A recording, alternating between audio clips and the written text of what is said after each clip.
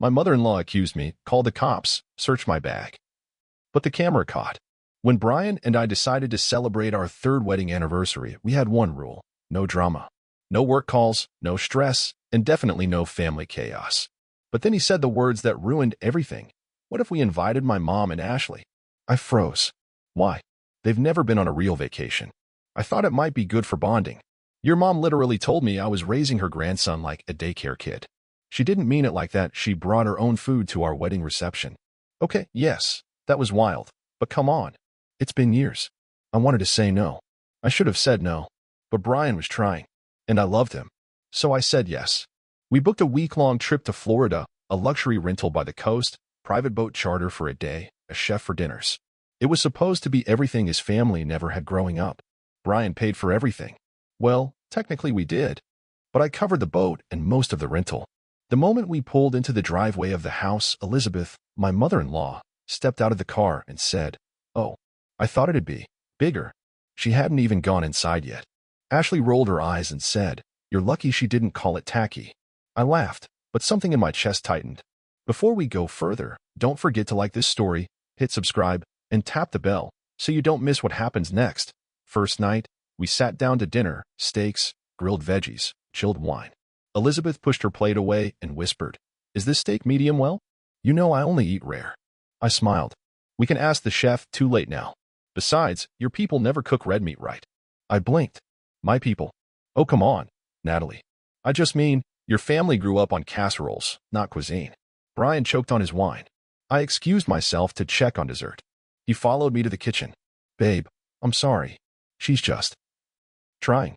Trying what exactly? To offend every woman on earth in one sentence? Day 2 is better.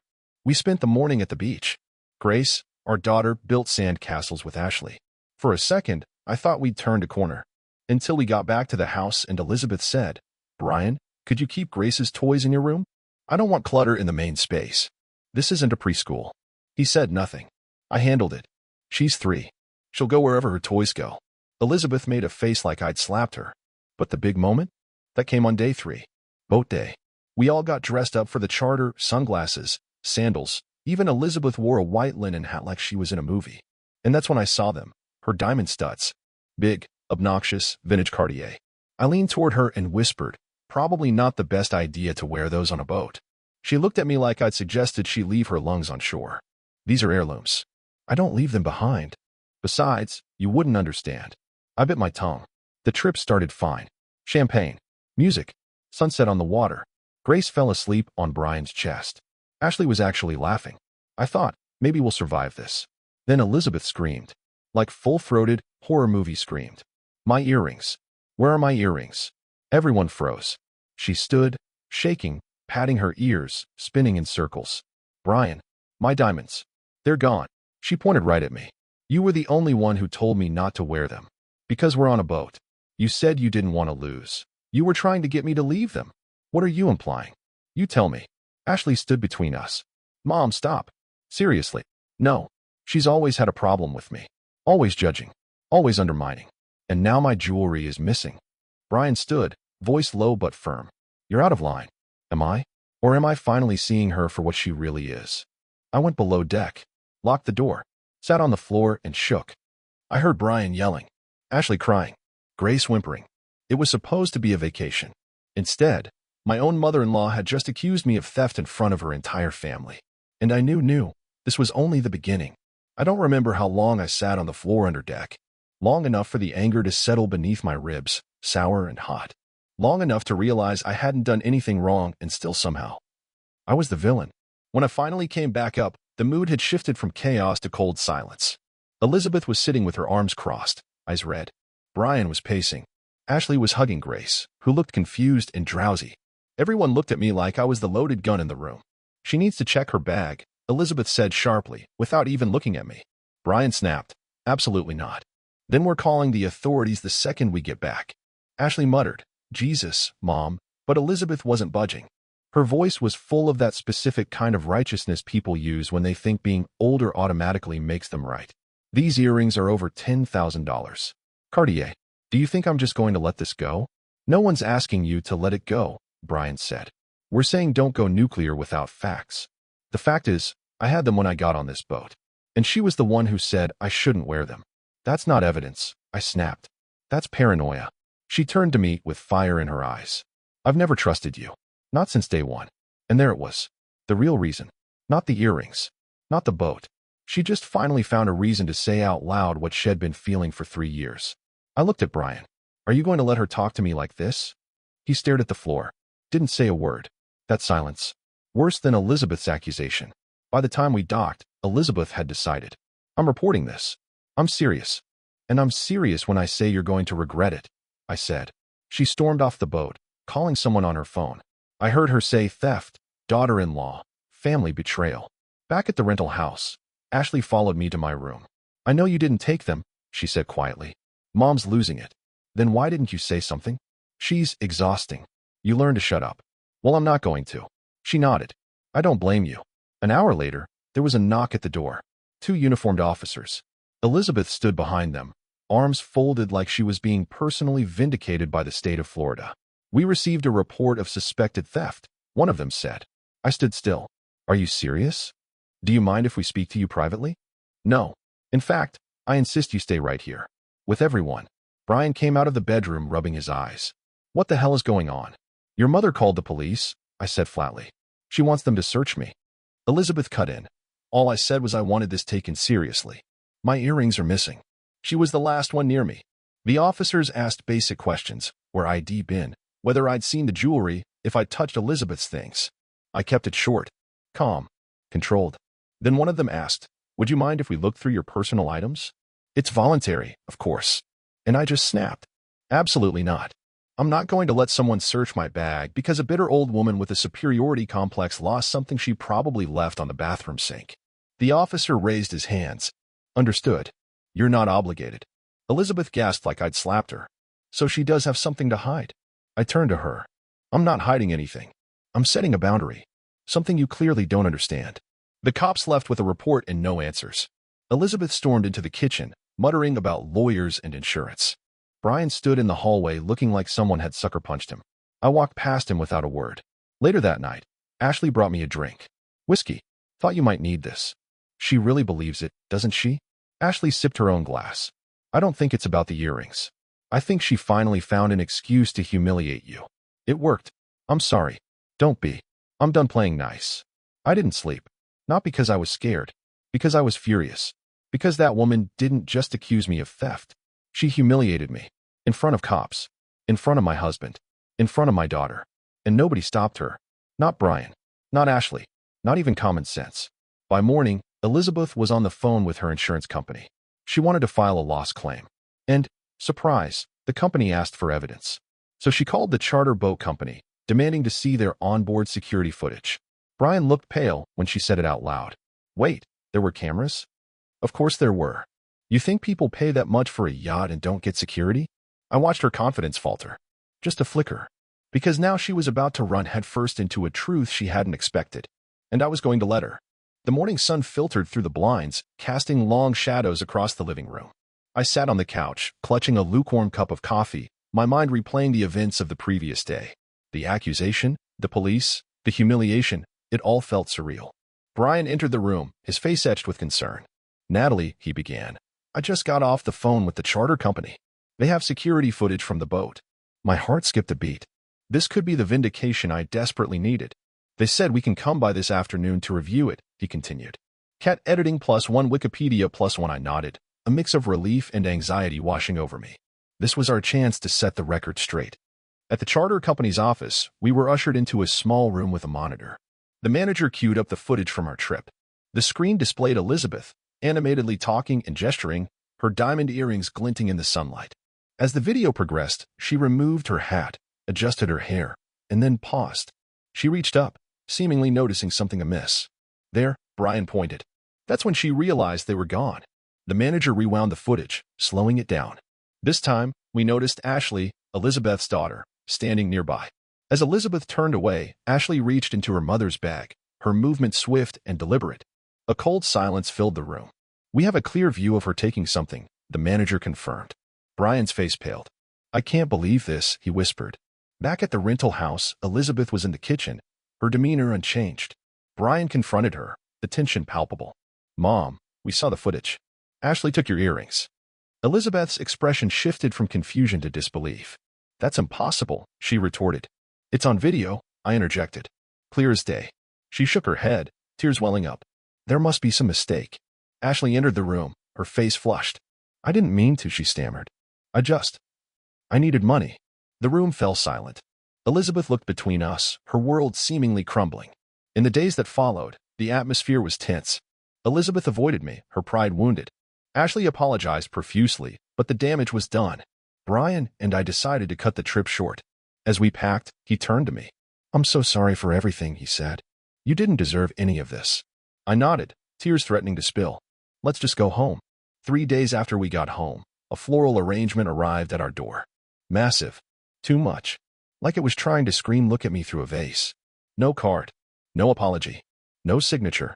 Brian looked at it for a second, then muttered, she still thinks this is a hallmark moment. We left the flowers outside. Let them die in the cold. The next day, Ashley emailed me. Not a text. An actual email. Subject, please read. I did. Eventually. Natalie, I know you don't owe me anything, and I know I don't deserve your trust. But I wanted you to know I didn't plan any of this. I panicked. I was behind on rent, and I thought I could sell the earrings and replace them before Mom noticed. Then when she started blaming you, I froze. I didn't mean for it to get this far. I've never seen her so happy to attack someone. And it scared me. I'm sorry. I want to make things right. Please let me know if we can talk. I didn't reply, because I knew what this was. Not accountability. Not ownership. Just another attempt to protect herself now that the consequences were starting to hurt. Brian's dad called him later that evening. Your mother's a mess. She should be. She says you've cut her off. That she hasn't seen Grace. She filed a false police report and tried to commit insurance fraud. She says it was all a misunderstanding. Brian laughed. The only misunderstanding was her thinking we'd let her back in after what she did. She's family, Brian. Family doesn't destroy people to feel powerful. Click. Then came the part that made my stomach turn. Elizabeth posted on Facebook. Publicly. A long, dramatic post full of vague phrasing. When you've raised your kids and one of them turns against you, you wonder where you went wrong. Some people choose bitterness over forgiveness. I won't stop being a mother, even when it hurts. The comments poured in. Old neighbors. Church ladies. Relatives we hadn't seen in years. You're so strong, Liz.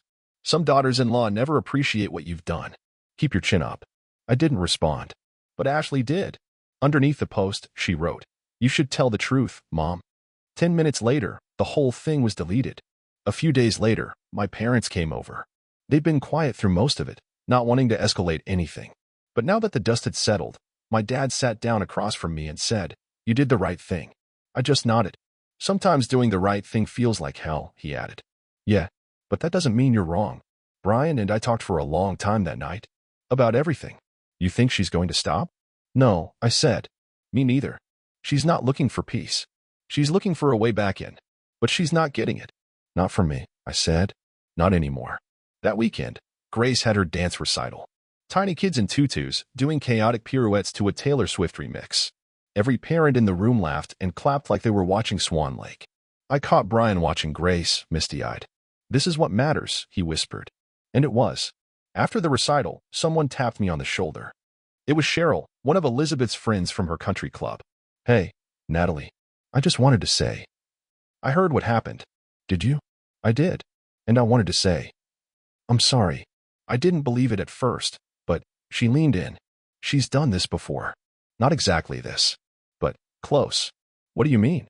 She accused her sister-in-law of stealing a bracelet 15 years ago, turned the whole family against her, then later claimed she just misplaced it. Jesus. Some people can't admit they're wrong, so they make the rest of the world the enemy. Thanks for telling me. You're not crazy, and you're not alone. That night, I blocked Elizabeth on every platform. Instagram, Facebook, email, even LinkedIn. She had my number, but she didn't have access to me anymore. I didn't write a long message. Didn't send a dramatic voice memo. Just one final text. You crossed a line you can't walk back from.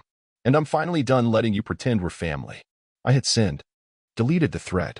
And for the first time in a long time, I slept all the way through the night. It started with knocking. Aggressive. Loud. Repetitive. Then the doorbell. 3 times in a row. Then silence. For exactly 5 seconds before the pounding started again. I looked at Brian, who was halfway through pouring Grace's cereal. We locked eyes. He didn't even need to ask. "It's her," I said flatly. He set the milk down and headed toward the door like a soldier walking into battle. When he opened it, I heard her voice before I even saw her. "Elizabeth." Shaking. Breathless. Out of control. "How dare you block me? I'm your mother. I'm your family. You need to leave," Brian said, calm but firm. "You think you can erase me like that? Just delete me from your life because she's upset?" "No," I said, stepping into view. "We erased you because you tried to destroy mine." She turned to me with a face full of rage and something else, fear. "I didn't destroy anything. I made a mistake. You accused me of stealing," I said. "You called the police. You filed an insurance claim. You said things about me no decent person could walk back. You always twisted things. From the moment Brian brought you home, you've tried to steal him from me." Brian blinked. "What?" "Don't act surprised. She's driven a wedge between you and your family. Your sister doesn't talk to you anymore because she committed theft on you. She's still your blood." I stepped closer. "And what am I? Just some woman you barely tolerate because you couldn't control her." She stared at me, eyes full of something wild and unhinged. "You're poison. You always have been. Brian used to be good. You made him cold." "No," Brian cut in. "You made me cold because you taught me what conditional love looks like. And Natalie taught me the opposite. I raised you. I gave you everything. And the moment I stopped obeying you, you acted like I betrayed you. That's not love, Mom. That's control." Elizabeth's voice rose to a shriek. "You'll regret this. Both of you. You're destroying this family. You did that on your own," I said. "And now you're not welcome here. I have a right to see Grace." "Not anymore. I'll call the police." "Go ahead," I said. "I'd love for them to hear what the woman who filed a false claim has to say." Brian reached forward and slowly shut the door. But Elizabeth wasn't done. She stood on the porch, pounding again, screaming obscenities, threats, tears mixing with spit. Grace ran into the hallway. "Why is Grandma yelling?" Brian dropped to one knee. "Because she's mad that we told her she can't be mean to Mommy anymore." Grace frowned. "She is mean." "I know, baby. And we don't let mean people in our house." I called the non-emergency line for the local police. Gave them her name, the context, the past report numbers from Florida, and what just happened. They sent an officer within 30 minutes. Elizabeth was still outside when they arrived, now sitting on the front steps like some soap opera character who just got caught in an affair. The officer approached her gently, asked a few questions, then came to our door. "She needs to leave. But I'll be honest with you. If this happens again, I recommend filing for a restraining order." "We're ready," Brian said. The next day, we went to the courthouse. Filed the paperwork. Temporary protective order approved within the hour. She wasn't allowed within 100 feet of our home, our jobs, or Grace's school. She found out 2 days later. And when she did, she went full nuclear. She posted on every possible platform. Screenshots of old family photos, cryptic captions. "You raise them with love, they grow up to file restraining orders." One woman turned my whole family against me. "Pray for me." Ashley messaged Brian. "She's melting down. You okay?" He didn't answer. I blocked her too. A week later, Elizabeth's husband, Brian's dad, filed for separation. Not divorce. Not yet. But enough to send a message. Brian got the news from his aunt. He said he's done cleaning up her messes. That she burned every bridge, and now she's standing on ashes pretending it's a castle. I couldn't even feel triumphant. Just numb. The protective order stood. She tried to fight it once. Showed up in court in a dramatic beige dress, sobbing, talking about how much she missed her granddaughter. But the judge reviewed the reports. The footage. The social media. Denied. 3 years. No contact. We bought a new house 6 months later. Changed states. Brian got promoted. Grace started kindergarten. We built something new. No apologies. No begging. Just peace. It's been 2 years. No calls. No emails. No surprise knocks. No Facebook tags. No screaming on the porch in the middle of breakfast. 2 whole years of peace. And not once, not a single time, have I missed her. Elizabeth lives alone now. Well, technically, she lives in a condo complex outside Tampa. Her husband moved out 6 months after we filed the restraining order. Quietly, without drama. He left her the house, the furniture, and a note on the counter that simply read, "I can't keep choosing between you and basic sanity." According to Brian's cousin, she tried to frame it as his abandonment, told people he couldn't handle her grief. Grief? Grief over what? Getting caught? Ashley doesn't talk to her anymore either. The moment Elizabeth tried to make her testify in court, lie for her, Ashley broke. Said no. That was it. Now they only communicate through lawyers. Turns out, when the person who raised you is exposed publicly, you either double down or walk away. Ashley walked. Late, but she walked. Brian and I live in Oregon now. Grace is 6. She just started first grade. She's smart, kind, obsessed with ladybugs, and makes the best macaroni art I've ever seen. She doesn't ask about her grandma. Once, maybe a year ago, she pointed to a photo of Elizabeth in an old album and asked, "Who's that angry lady?" We laughed harder than we should have. I just said, "Someone we don't talk to anymore."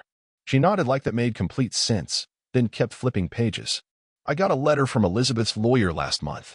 Not a threat, not a complaint, just a notice of pending estate restructuring. Translation? She's changing her will, trying to sort out what little she has left. Probably thought it would scare us, or remind us that one day she'd be gone and we'd feel something.